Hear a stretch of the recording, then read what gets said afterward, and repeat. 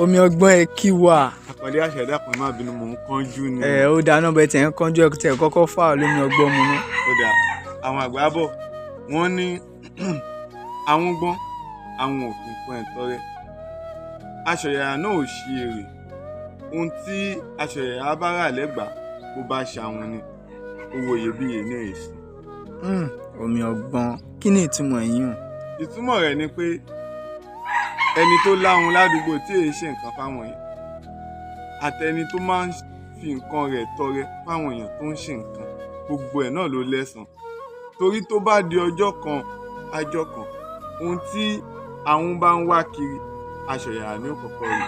Bá ṣọ̀yàyà bá wá rí tiẹ̀ ìwọ̀nba owó àbí ìwọ̀nba ogún ni ó là, àmọ́ tó bá ṣe àwọn ni wàhálà ni ó ṣe. Bó bá fẹ́ sanwó gan wọ́n á torí pé láhùn owó iyebíye ni wọ́n gbà lọ́wọ́ ẹ̀. Omi ọgbọ́n.